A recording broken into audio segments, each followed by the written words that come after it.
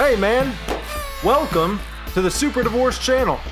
If you think you're gonna like this video, please go ahead and give it a thumbs up now.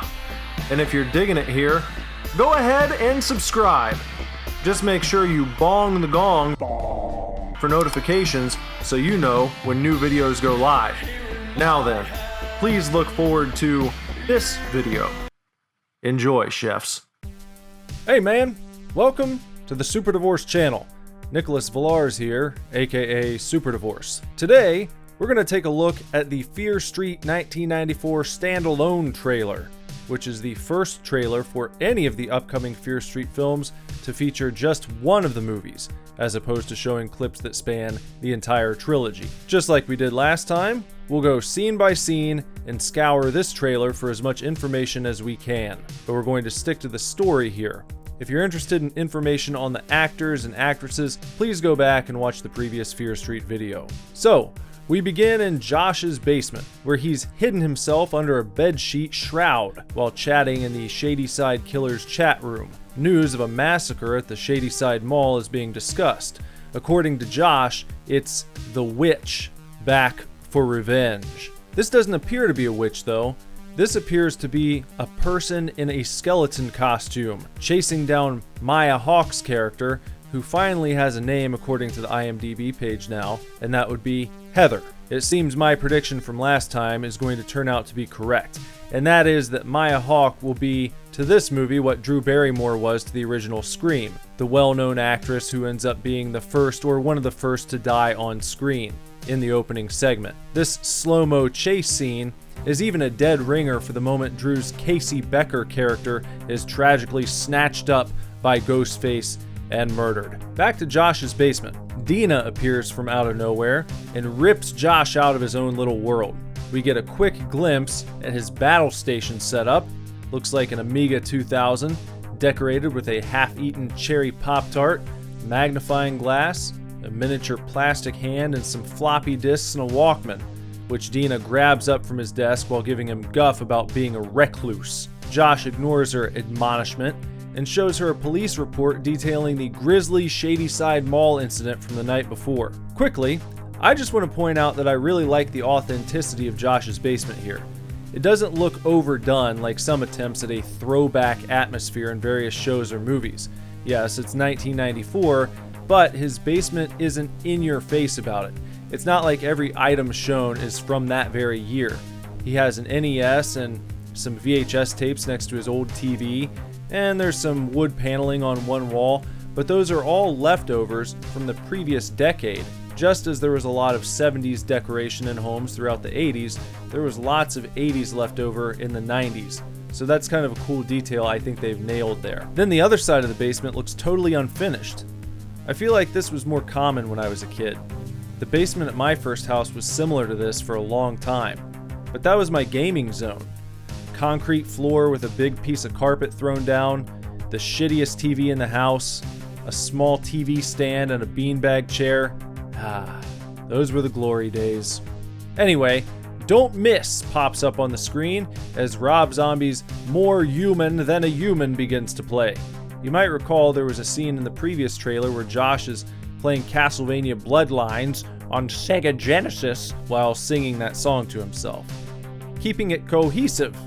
I like that. To go along with the music, a few pictures are flashed up just for a split second each. First, a map of Shadyside, with Shadyside High School circled. A story from the Shadyside Herald detailing the mall killings. Apparently, the gruesome massacre left 8 dead. And what can be read of the article says that the mall will remain closed until further notice. Also, that the killer is thought to be a local teen. We saw this character in the last trailer, but the article underneath this headline is somewhat confusing. Going by the headline alone, you'd assume the killer's name is Billy Barker. But the left column of the article tells the story of a boy named Isaac Milton, a baseball player for the Shadyside High School team who beat his parents to death with a baseball bat. The right side column talks about a boy with a deformity and questions why he would turn on his parents, and suggests something deeply troubling was happening in the Milton household. I think we'll need the parts of the article that have been cut off to really make sense of this story. This is probably a bird's eye view of a candlelight vigil for the victims of the mall massacre. Judging from the mix of red and blue, each town's team colors, the ones that were mentioned in the previous trailer, there were probably victims from both Sunnyvale and Shadyside in the mall massacre. And here they're claiming this is the movie event of the summer. I can't think of much else I'm really excited for, so maybe they're right. The Shadyside High entrance packed with students. Nothing out of the ordinary here. In this quick exchange, Kate teases Dina by telling her that Sarah Fear's back.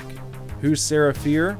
Well, she's a major player in the Fear Street saga books, but what will her role be in these films? Only time will tell. But it's worth noting that Kiana Madeira, who plays Dina, is now listed on the IMDb page for Fear Street Part 3, 1666. Not only reprising her role as Dina, but she's also listed as Sarah Fear, in addition to another actress who's billed as the real Sarah Fear. That might be interesting to viewers, but to Dina in this trailer, she's not amused by Kate's teasing, and she basically reacts with an eye roll, not buying into the spooky stories that are circulating around Shadyside. At least early on in the movie, she seems to be quite a skeptic. But it seems there is something to all the horror that plagues this town. Perhaps it really does have something to do with Sarah Fear, who is depicted in this drawing as the one-handed witch, condemned to hell and hanging from a tree by her neck. Another newspaper article that reads "Grifter Guts Girls" can be seen on the table as well, along with maybe a drawn portrait of Sarah Fear. Dina continues to rail against the idea of a witch's curse to Simon and Kate inside a Shadyside High bathroom. She blames everything on the town simply being a shithole. No supernatural explanation required. Simon seems to think that, at the very least, the killer wearing a skull mask is kinda cool. An opinion probably not shared by Heather. And speaking of Heather, this looks like it's going to be a great scene. I love all the blacklight usage. Now, at some point, this group will find themselves out in the woods. Are they out there of their own volition, looking for something? Did the car break down? Did they crash? In any event, Josh investigates a strange noise and lets everyone else know that they're probably not alone. And then, the bag-headed killer appears. He takes a swing and misses, then shatters the passenger side window of someone's car. Dina and Josh make a run for it, and I can't be sure, but it looks like Josh might be wounded here. Something I noticed about the killer is that his shirt matches the color of a camp counselor's shirt from the previous trailer. Could be a coincidence, but maybe there's something to it. This Friday, it says. Just a few days from when I'm recording this video. Not long to wait. It's something they hinted at in the last trailer, but now we have confirmation. Heather and Samantha aren't just good friends. They are battle damage love scene. There's the slasher girl creeping up on Simon. Samantha coming to the realization that perhaps their town is cursed. I don't know what Skullface is doing here. Maybe stealing someone's jewels. Perhaps he's a jewel thief as well. Then there's Skullface reaching down to grab someone. But this is almost certainly a different scene spliced together with the previous one. Obviously, Ghostface is in a grocery store here. You can see the Squeeze-Its up on the top shelf and Capri Sun over to the left. This also appears to be after Kate has used her improvised flamethrower on him, as we saw her do in the last trailer. But yeah, the scene just before this does not look like it's in a supermarket. Experience the first film! Two Skullfaces driving a red car with a girl in the passenger seat. Maybe she's been kidnapped, or maybe she's a psycho, an axe murderer waiting in the road. Is this perhaps what leads to the group being stuck in the woods? A surprise as they round the corner sends their car off into a ditch? Slasher girl in the supermarket. You can see some packages of hot dogs over there. Kate and Simon screaming, Slasher Man, Dina and Samantha running perhaps out of a hospital towards an ambulance where I believe Simon is waiting for them. I've seen him in a red hoodie previously, so that's the basis for my guess here. Heather with a hand gesture in the bookstore, probably where she works. The old mall bookstore, something you just don't see anymore, sadly. Hatchet guy tries hacking through a wall, looks schoolish to me, maybe a hospital. In a killer trilogy, Simon having a night stroll, kind of resembles a young Tucker Carlson here, as he laments how sexy the regenerating slasher chick was, probably before she attempted to kill him. See? There's the red hoodie I was talking about. There's Slasher Girl probably trying to kill Simon. Dina reminding Simon that normal bitches don't bleed black. And then Slasher Girl again, here getting up off the ground after being shot right in the eye. Now this is a character I don't remember seeing until now. He's wearing a unique leather mask and he's attempting to drown someone in this lake. I'm calling this a flashback sequence showing something that happened at Camp Nightwing. We'll probably find out more in part 2. I'm not sure who this is being held under the water, but it's not the person being drowned at Camp Nightwing, if that's where it was, as the background lighting doesn't make sense for that setting. Could be one of the victims of the Shadyside Mall massacre, as the color scheme fits the blacklight motif. And this scene was shown a bit in the previous trailer. Here's just a bit more of Kate trying to make herself a toasty ghosty inside the local grocers. This scene right here looks like it has climax of the film written all over it. I could be wrong, but if the movie starts with a massacre at the mall and then the mall is shut down, it only makes sense that our main characters would have to break into the mall at the end and then find their way to the original murder scene for some sort of resolution. All of the cables lying around and the super soakers Dina and Josh have with them scream of a big master plan that's been concocted. And probably from this same part of the movie, here's the Camp Nightwing killer, if that's who he is, standing outside Gadzooks.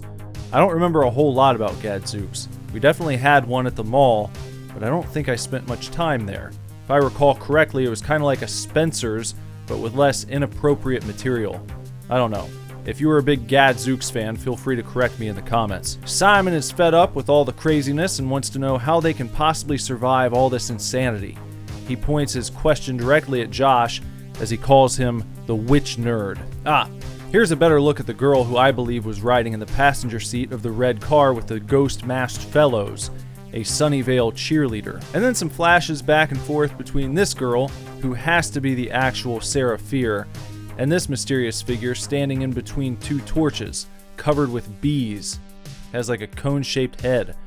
Confirming a suspicion I had from the last trailer, which was that in this scene, Sarah was being swarmed. The group together scoping out the scene. Another situation shown in the last trailer, and that's someone tossing a lighter down on the ground, igniting a trail of gas that goes under the door, and torching up some of the bad guys. C. Berman, maybe Sadie Sink's character or her sister.